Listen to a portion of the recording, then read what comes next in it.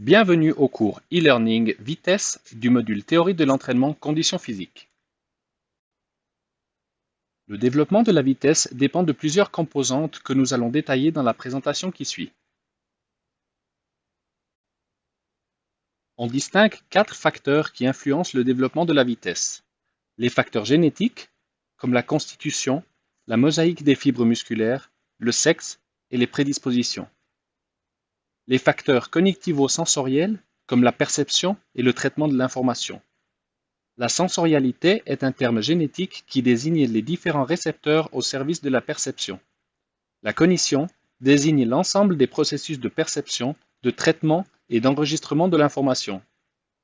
Les facteurs neuromusculaires, comme le recrutement, la fréquence de stimulation et la synchronisation des fibres musculaires, ainsi que la perception des stimuli par les récepteurs. Les facteurs tendinomusculaires, comme l'élasticité de l'unité muscle-tendon et la production optimale des sources d'énergie centrale.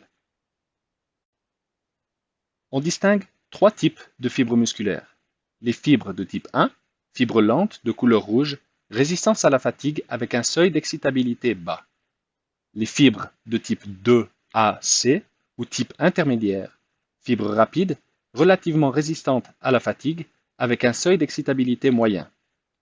Les fibres de type 2X, fibres très rapides, de couleur blanche, qui développent beaucoup de puissance mais se fatiguent vite avec un seuil d'excitabilité élevé. Le spectre des fibres dans la musculature est un facteur d'influence important pour le développement de la vitesse. L'excitabilité et la qualité de conduction de l'influx nerveux constituent un autre facteur d'influence de la vitesse. Pour qu'un ou une athlète puisse être rapide, il faut que son système nerveux soit activé le plus simplement possible par des stimuli adéquats de manière à favoriser la transmission immédiate de l'influx nerveux. Les athlètes rapides sont capables, à une vitesse maximale, d'être le plus décontractés possible. La vitesse résulte donc d'une alternance permanente entre contraction et décontraction et ce processus est lié lui aussi au travail du système nerveux.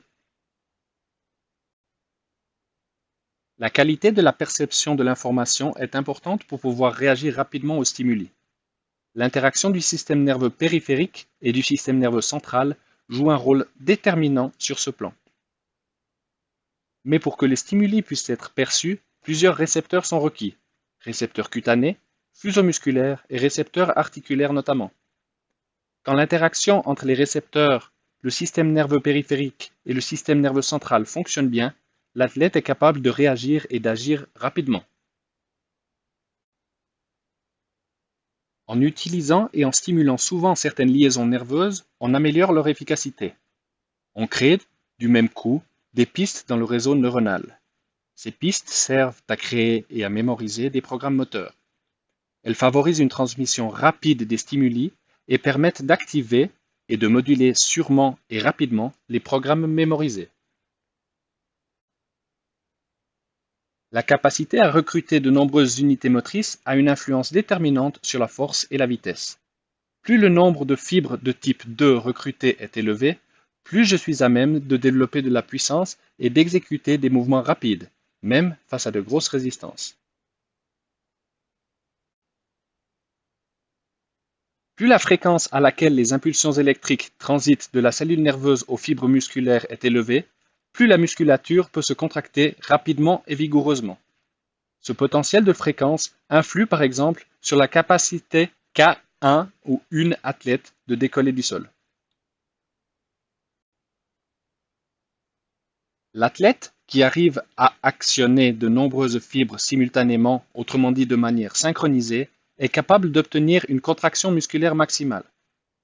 Les fibres musculaires qui travaillent de manière synchronisée influencent de manière déterminante le développement de la vitesse.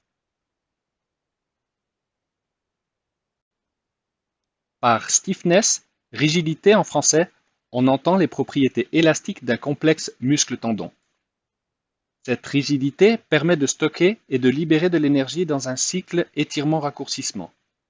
Il est important que les muscles mobilisés soient pré-innervés de manière optimale lors d'un saut en contrebas ou d'une réception pour résister à l'étirement et permettre au tendon correspondant de se contracter de manière optimale. Une grande rigidité dans la zone du mollet permet à l'athlète de stocker l'énergie de freinage nécessaire lors de la réception et de l'utiliser pour prendre appui ou déclencher le saut. Plus les muscles sont fortement activés, plus le taux de consommation d'ATP est élevé, plus le système créatine-phosphate est mobilisé pour couvrir le besoin d'ATP.